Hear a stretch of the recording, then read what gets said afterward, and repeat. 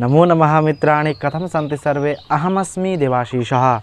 तो आज के इस वीडियो में रस क्या है, रस शब्द की उत्पत्ति कैसे हुई, रससूत्र विमर्श और रस के विभिन्न अंग जैसे विभाव, अनुभाव, व्यभिचारी भाव और स्थायी भाव तथा च रस संबंधित विविधवाद जैसे उत्पत्तिवाद, अनुमितिवाद, भुक्तिवाद तथा अभिव्यक्तिवाद, इन समस्त विषय को लेकर विस्तृत रूप से बताया गया है, जो कि आपके एग्ज़ाम की दृष्टि से बेहद महत्वपूर्ण है। तो इस वीडियो को लास्ट तक देखते रहना और अगर आप मेरे इस चैनल पे नए हैं तो प्लीज़ चैनल को भी सब्सक्राइब कर देना। तो चलिए आज के इस वीडियो को स्टार्ट करते हैं।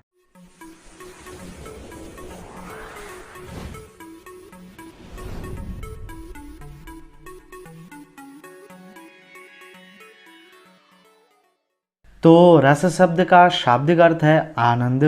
काव्य को पढ़ने या सुनने से जिस आनंद की प्राप्ति होती है उसे रस कहा जाता है।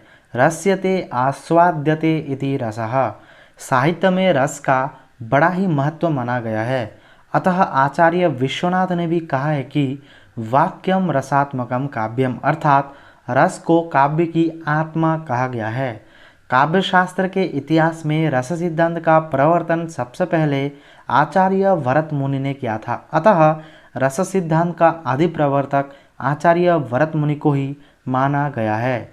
आचार्य भरत के अनुसार रस के बिना किसी भी अर्थ का प्रवर्तन काव्य में नहीं होता। इसीलिए आचार्य भरत मुनि कहते हैं कि ना ही रसादृते कश्चिदप्यर्थः प्रवर्तते। तैत्तरीय उपनिषद में भी परम ब्रह्म को रस कहा गया है, क्योंकि उसको प्राप्त करके जीव आनंद का अनुभव करते हैं। कहा भी गया है कि रसो वै सह रसम हेवायम लब्धानंदी भवति। इसकी व्याख्या में शंकराचार्य का कहना है कि जिस प्रकार मधु आदि लौकिक रसों को प्राप्त करके मनुष्य आनंदित होता है, उसी प्रकार परमात्मा रूप रस को प्राप्त करके योगी परम आनंद को प्राप्त करते हैं। तो आइए अब हम बात करते हैं रस शब्द की व्युत्पत्ति, अर्थात ये जो रस शब्द है इस शब्द की उत्पत्ति किस धातु से या फिर कैसे हुई है। तो व्याकरण के अनुसार रस पद की व्युत्पत्ति 4 प्रकार से हुई है। तो पहला है रस्यते आस्वाद्यत इति रसः, अर्थात इस व्युत्पत्ति के अनुसार जिन पदार्थों का आस्वादन किया जाता है वे रस कहलाते हैं। दूसरा है रस्यते अनेन इति रसः, अर्थात जिन पदार्थों के द्वारा आस्वादन किया जाता है उनको भी रस कहते हैं। तीसरा है रसति रसयति वा रसः, अर्थात जो व्याप्य हो जाता है या फिर व्याप्य कर लेता है उसको रस कहते हैं।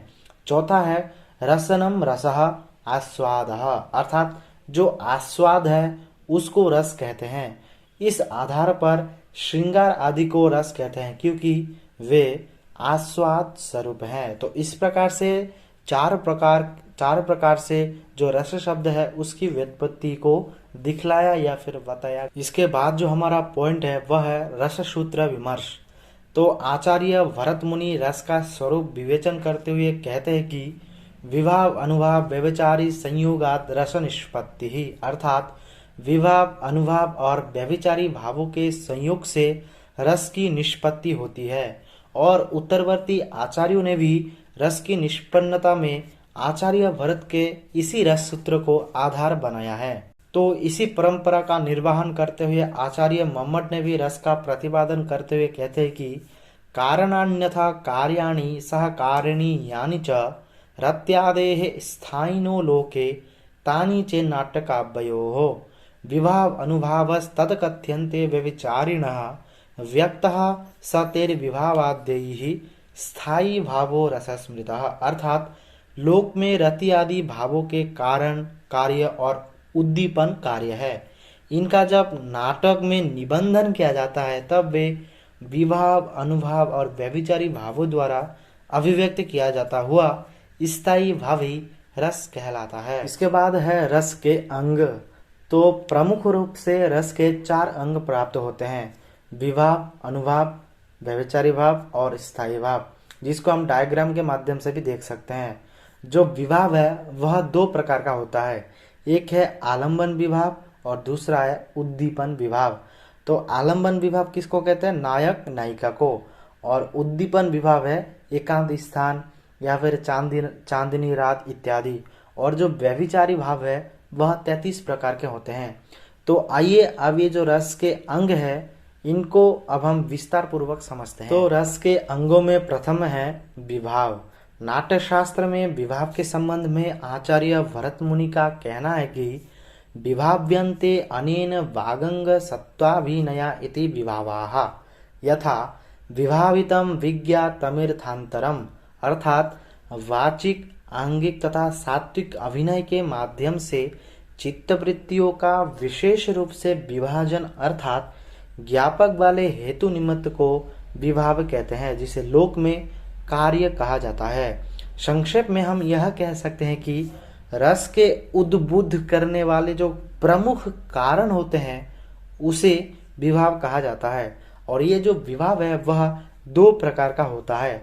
तो पहला है आलंबन विभाव, अर्थात जिसको आलंबन करके रस की उत्पत्ति होती है उसे आलंबन विभाव कहा जाता है। जैसे नायक राम, नायिका सीता आदि पात्र आलंबन विभाव कहलाता है, क्योंकि उनके आलंबन से ही रस की उत्पत्ति या उद्गम होता है। जैसे हम किसी मूवी में भी देखते हैं कि जो हीरो है या फिर जो हीरोइन है, अर्थात जो नायक और नायिका है, दोनों के पारस्परिक आलंबन से श्रृंगार आदि रस की उत्पत्ति होती है। तो इस प्रकार से वह यहाँ पर कहना चाह रहा है, अर्थात आलंबन विभाव। इसके बाद दूसरा है उद्दीपन विभाव, अर्थात जिन वस्तुओं या फिर परिस्थितियों को देखकर स्थायी भाव उद्दीप्त होने लगता है वह उद्दीपन विभाव कहलाता है।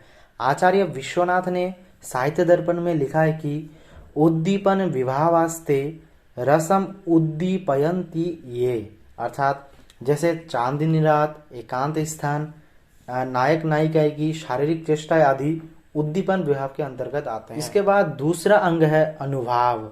अनुभाव रसानुभूति के कार्य रूप होते हैं। जिस प्रकार कारण के पीछे कार्य होता है उसी प्रकार विभाव के पीछे अनुभाव होता है।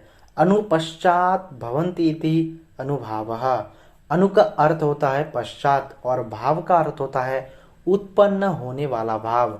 इस प्रकार अनुभाव का अर्थ होता है स्थायी भाव के पश्चात उत्पन्न होने वाला भाव, अथवा जो भावों का अनुभव कराता है उन्हें अनुभाव कहता है। अनुभावयन्ति इति अनुभावाः। इसी प्रकार जो भावों के कार्य है अथवा जिनके द्वारा रत्यादि भावों का अनुभव होता है वे अनुभव कहलाते हैं। इसके बाद तीसरा है व्यभिचारी भाव। व्यभिचारी शब्द बी और अभि उपसर्ग पूर्वक गत्यार्थक चर धातु से निष्पन्न व्यभिचारी का अर्थ है जो विविध प्रकार के रस की ओर उन्मुख होकर संचारणशील होता है, वह व्यभिचारी भाव कहलाता है। विविधाम अभिमुखेन रसेषु चरन्ति इति व्यभिचारिणः। व्यभिचारी भावों की संचारणशीलता के कारण ही इन्हें संचारी भाव भी कहा जाता है। व्यभिचारी भाव वाचिक, आंगिक एवं सात्विक अभिनयों से रस की प्रतीति कराते हैं। वागंग सत्तोपेताः प्रयोगे रसान्नयन्तीति व्यभिचारिणः। व्यभिचारी भावों की संख्या 33 बताई गई है। निर्वेद, ग्लानि, शंका, असूया, दैन्य, आलस्य, चिंता, मोह, स्मृति, धृति, व्रीड़ा, चपलता आदि जो आप इसमें देख सकते हैं। इसके बाद रस के अंग में चौथा अंग है स्थायी भाव। स्थायी भाव सामाजिक मन में रहने वाला प्रसुप्त संस्कार है जो आलंबन तथा उद्दीपन विभाव अनुकूल सामग्री को प्राप्त करके अभिव्यक्त हो उठता है और हृदय में एक अपूर्व आनंद का संचार कर देता है। रसानुभूति के आंतरिक और मुख्य कारण स्थायी भाव होते हैं। व्यक्तः सतेर विभावाद्यैः स्थायी भावो रसस्मृतः, जो कि काव्य शास्त्र में कहा गया है। तो आइए अब हम जानते हैं जो रस विषयक विभिन्न वाद है उन वादों के बारे में। तो रस विषयक विविध वाद। विभाव अनुभाव व्यभिचारी संयोगाद रस निष्पत्ति, अर्थात विभाव अनुभाव और व्यभिचारी भावों के संयोग से रस की निष्पत्ति होती है। भरत मुनि के इस रस सूत्र की व्याख्या में कोई मतभेद नहीं है, परंतु संयोगाद और निष्पत्ति पदों की व्याख्या में विभिन्न आचार्यों ने विभिन्न प्रकार से की है। इन आचार्यों में भट्टलोल्लट, शंकुक, भट्टनायक और अभिनव गुप्त ये 4 मुख हैं, जिसमें आचार्य भट्टलोल्लट का उत्पत्तिवाद, आचार्य शंकुक का अनुमितिवाद, आचार्य भट्टनायक का भुक्तिवाद तथा अभिनव गुप्त का अभिव्यक्तिवाद। अतः इस रस विषय के इन चारों वादों को हम संक्षेप में जानेंगे, लेकिन उससे पूर्व इन चारों वादों को एक बार हम डायग्राम के माध्यम से समझने की कोशिश करते हैं। तो सबसे ऊपर में है संयोग और संबंध, निष्पत्ति, बाद और प्रणेता। तो जो सबसे पहला है उत्पाद्य उत्पादक भाव संबंध, अर्थात इसकी जो निष्पत्ति होती है वह उत्पत्ति है, और इसका जो बाद है वह उत्पत्तिवाद कहलाता है, और इसके प्रणेता भट्टलोल्लट है। इसके बाद है अनुमाप्य अनुमापक भाव संबंध, जिससे अनुमिति की निष्पत्ति होती है, और इस अनुमिति के जो वाद है वह अनुमितिवाद कहलाता है, जिसके प्रणेता है आचार्य शंकुक। उसके बाद भोज्य बोधक भाव संबंध, जो कि भुक्ति है, और भुक्ति से रिलेटेड वाद भुक्तिवाद, और इस भुक्तिवाद के प्रणेता है भट्टनायक। इसके बाद है अभिव्यंग और अभिव्यंजक भाव संबंध, जो कि अभिव्यक्ति होती है, और अभिव्यक्ति से रिलेटेड अभिव्यक्तिवाद है, और अभिव्यक्तिवाद के जो प्रणेता है वह अभिनव गुप्त। तो आइए अब इन चारों वादों के बारे में थोड़ा थोड़ा करके जानते हैं। तो सबसे पहला है भट्टलोल्लट का उत्पत्तिवाद। आचार्य भट्टलोल्लट का रस विषयक वाद अथवा रससूत्र विषयक मत उत्पत्तिवाद कहलाता है। उनके मत में विभाव अनुभाव आदि के संयोग से अनुकार्य राम आदि में रस की उत्पत्ति होती है। उनमें भी विभाव सीता आदि मुख्य रूप से रस के उत्पादक होते हैं। आचार्य भट्टलोल्लट कहते हैं विभाव अनुभाव और व्यभिचारी भाव के संयोग से रस की उत्पत्ति होती है। रस की क्या होती है? उत्पत्ति। इस उत्पत्ति शब्द से उत्पत्तिवाद कहलाता है। उनके मतानुसार अनुकार्य राम सीता आदि में रस की उत्पत्ति होती है। तो आचार्य भट्टलोल्लट ने संयोग पद के 3 अर्थ किया है, और उसी के अनुरूप निष्पत्ति पद के भी 3 अर्थ किए हैं। वह है स्थायी भाव और विभाव के संयोग से उत्पादक भाव संबंध से रस की उत्पत्ति होती है। उसके बाद स्थायी भाव और अनुभाव के गम्य गमक भाव संबंध से रस की प्रतीति होती है, और स्थायी भाव और व्यभिचारी भाव से जो पोषक भाव संबंध से रस की पुष्टि होती है। ठीक है। इसके बाद आचार्य भट्टलोल्लट द्वारा की गई रस सूत्र की व्याख्या यह जो है यह मीमांसा सिद्धांत अनुसार है। मीमांसा से तात्पर्य है उत्तर मीमांसा अर्थात वेदांत से है। वेदांत में जगत की आभासिक प्रतीति मानी गई है। यथा रज्जु में सर्प की आरोपित प्रतीति के समय सर्प के विद्यमान ना होने पर भी सर्प की प्रतीति या उससे भयादि कार्यों की उत्पत्ति होती है। उसी प्रकार अभिनय आदि के समय रामादिवत सीता अनुराग आदि रूपा रति के विद्यमान ना होने पर भी नट में विद्यमान रूप से उसकी प्रतीति और उसके द्वारा सहृदयों में चमत्कार अनुभूति आदि कार्यों की उत्पत्ति होती है। इसी सादृश्य के कारण इस सिद्धांत को मीमांसा का अनुगामी सिद्धांत कहा गया है। तो आइए अब हम बात करते हैं कि उत्पत्तिवाद में तो भट्टलोल्लट सम्मत उपर्युक्त रसोत्पत्तिवाद विषयक मत में निम्नलिखित दोष हैं। तो पहला है, इस मत में सबसे बड़ा दोष यह है कि सामाजिक रसानुभूति का अभाव, अर्थात इसके विषय में कुछ स्पष्ट नहीं कहा गया है। दूसरा है, अनुकार्य राम सीता आदि तो अब इस जगत में नहीं है, अतः इस समय किए गए जाने वाले अभिनय से उनमें रस की उत्पत्ति नहीं हो सकती है, और इसीलिए उनके अनुकर्ता नट में भी रस की उत्पत्ति नहीं हो सकती है। अतएव भट्टलोल्लट सम्मत यह जो सिद्धांत है वह असमीचीन है। इसके बाद रस विषयक जो दूसरा वाद है वह है अनुमितिवाद। न्यायिक शंकुक ने रस की अनुभूति को अनुमान का विषय प्रतिपादित किया है, अतएव उनका मत अनुमितिवाद कहलाता है। उन्होंने संयोग पद का अर्थ अनुमाप्य अनुमापक संबंध तथा निष्पत्ति पद का अर्थ अनुमिति किया है।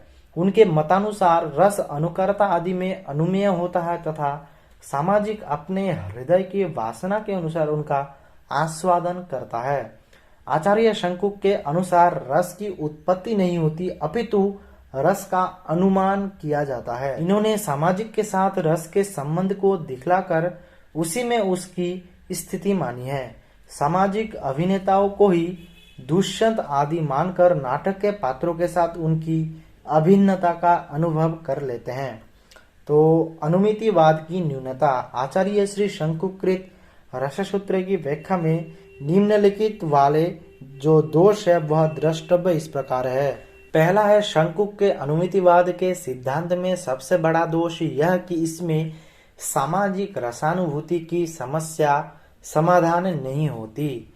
दूसरा है, इसके मतानुसार सामाजिक को कृत्रिम विवाह अनुभाव तथा व्यभिचारियों के जो भाव है उनके साथ कृत्रिम स्थायी भाव के संबंध से नट में कृत्रिम राम सीता आदि विषयक रति का अनुमान होता है, परंतु सामाजिक को रस का साक्षात्कार होता है और रसानुभाव में इस प्रकार की साक्षात्कारात्मक प्रतीति का उत्पादन अनुमान के द्वारा संभव नहीं है। अनुमान से होने वाला ज्ञान परोक्ष होता है, साक्षात्कारात्मक नहीं होता। फिर भी वह अनुमिति भी कैसी जिसमें सब कुछ कृत्रिम हो, इसीलिए अनुमितिवाद के आधार पर रस का आस्वादन का ठीक प्रकार से उत्पादन नहीं किया जा सकता है, अतएव यह मत भी दोष युक्त है। इसके बाद रस विषयक वादों में तीसरा वाद है भट्टनायक का भुक्तिवाद। भुक्तिवाद के प्रवर्तक सांख्य मत अनुयायी आचार्य भट्टनायक के मत में वास्तविक रसानुभूति को सामाजिक बताया गया है। इन्होंने भरत सूत्रस्थ संयोग पद का अर्थ भोज्य भोजक संबंध तथा निष्पत्ति का अर्थ भुक्ति किया है। इनके मत में रस का ना तो प्रतीति होता है और ना उत्पन्न होता है और न ही अभिव्यक्त होता है, ना प्रतीयते ना उत्पद्यते ना अभिव्यंजते। इन तीनों पक्षों के माध्यम से शंकुक के अनुमितिवाद, भट्टलोल्लट के उत्पत्तिवाद तथा अभिनव गुप्त के अभिव्यक्तिवाद का खंडन करते हुए भुक्तिवाद के सिद्धांत को भट्टनायक स्थापित किया है। तो अनुमितिवाद का खंडन करते हुए वो कहते हैं कि अनुमिति उस वस्तु की होती है जो प्रत्यक्ष के द्वारा पूर्व अनुभूत हो। काव्य या नाटक में पूर्व अनुभव की स्थिति ना होने के कारण रस की भी अनुमिति नहीं हो सकती। इसके बाद दूसरा है भट्टलोल्लट के उत्पत्तिवाद का खंडन करते हुए उन्होंने कहते हैं कि यदि इस सिद्धांत को मान लिया जाए तो करुण आदि रसक को जो दुख उत्पादक होने के कारण उनके प्रति सामाजिकों की प्रवृत्ति नहीं होती, क्योंकि समाज के लोग थोड़ी ना दुख में रहना चाहते, वो तो हंसी खुशी में रहना चाहते। इसीलिए जो दुख उत्पादक जो करुण रस है उनके प्रति जो सामाजिकों की जो प्रवृत्ति है वो नहीं होगी।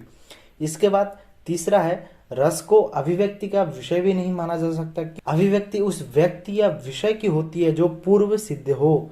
रस तो एक प्रकार की अनुभूति का विषय है जो अनुभव के समय पहले या बाद में नहीं रहती।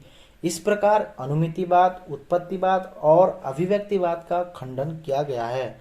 इनके मतानुसार विवाहवादी के द्वारा भोज्य भोजक रूप संबंध से सामाजिक को रस का भोग या आस्वादन होता है, अतः यह भुक्तिवाद के नाम से विख्यात है।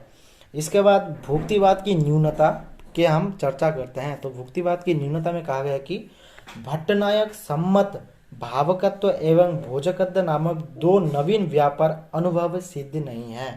दूसरा है जिस स्थायी भाव का भोग बतलाया गया है वह रामादि, नटादि तथा सामाजिक गत है, इसका स्पष्टीकरण भी नहीं हुआ है, अतएव यह मत विद्वानों से समादृत ना हो सका। इसके बाद रस विषयक वादों में जो अंतिम अर्थात चौथा जो वाद है वह है अभिनव गुप्त का अभिव्यक्तिवाद। रस सूत्र के सर्वश्रेष्ठ व्याख्याकार अभिनव गुप्त का रस विषयक मत अभिव्यक्तिवाद कहलाता है। इन्होंने अपने पूर्ववर्ती अलंकार शास्त्र के प्रमुख ध्वनिवादी आचार्य आनंदवर्धन के अनुसार अभिव्यक्तिवाद का प्रतिपादन किया है, इसीलिए इनका मत आलंकारिक मत भी कहलाता है। इनके संपूर्ण विवेचन का केंद्र बिंदु सामाजिक रसानुभूति ही है। इन्होंने रससूत्रस्थ संयोग पद का अर्थ अभिव्यंग अभिव्यंजक भाव संबंध तथा निष्पत्ति पद का अर्थ अभिव्यक्ति किया है। आचार्य अभिनव गुप्त रससूत्र के सर्वश्रेष्ठ व्याख्याकार हैं। परवर्ती आचार्यों ने इन्हीं की व्याख्या को स्वीकार किया है। इन्होंने पूर्ववर्ती आचार्यों के मत को पूर्व पक्ष के रूप में उपस्थित कर तत्पश्चात उनका सम्यक परीक्षण किया है एवं उनके मतों की त्रुटियों को बतलाकर अंततः स्वमत की प्रस्थापना की है। उनका कहना है कि उन्होंने पूर्ववर्ती विचारकों के मत का खंडन न कर केवल संशोधन किया है, जिसके विषय में कहा भी गया है कि पूर्व प्रतिष्ठापित योजनासु मूल प्रतिष्ठा फल मामनंती। अर्थात जो अभिनव गुप्त है, इनके पहले जितने भी वाद है, जो 3 वाद है, उनको जो तीनों वाद में जो त्रुटियां है उनको बदला करके फिर ये जो अपने अभिव्यक्तिवाद है उनको स्थापित किया है। ठीक है, समझ में आया। इसके बाद जो अभिनव गुप्त ने रस को अलौकिक कहा है और इसकी इस अलौकिकता का प्रतिपादन करने के लिए वो निम्नलिखित युक्तियां दी है। तो पहला है सचन कार्य विभाव आदि विनाशे अपि तस्य संभव प्रसंगात। अर्थात न रस ज्ञाप्य है, न कार्य है और न ही विभावादि जीवित अवधि सत्ता वाला है। दूसरा है रस अभिव्यंजक विभावादि हेतु लौकिक कारक और ज्ञापक हेतुओं से विलक्षण होते हैं।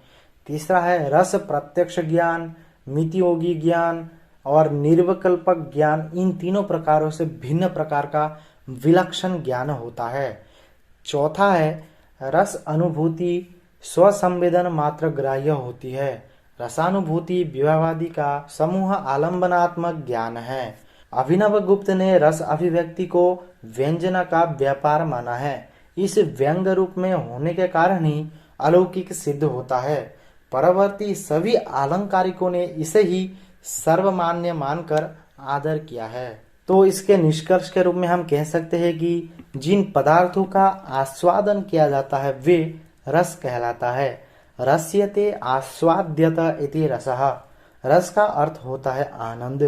काव्य को पढ़ने या सुनने से जिस आनंद की प्राप्ति होती है वे रस कहलाते हैं। इसलिए आचार्य विश्वनाथ ने कहा है वाक्यम रसात्मकम काव्यम, तथा तैत्तरीय उपनिषद में भी रस को परम ब्रह्म कहा गया है। रसो वही सहा। प्रमुख रूप से रस के 4 अंग होते हैं, विभाव, अनुभाव, व्यभिचारी भाव और स्थायी भाव। आचार्य भरत ने रस के विषय में कहा है विभाव अनुभाव व्यभिचारी संयोगात रस निष्पत्ति ही। अर्थात विभाव, अनुभाव और व्यभिचारी भाव के संयोग से रस की निष्पत्ति होती है।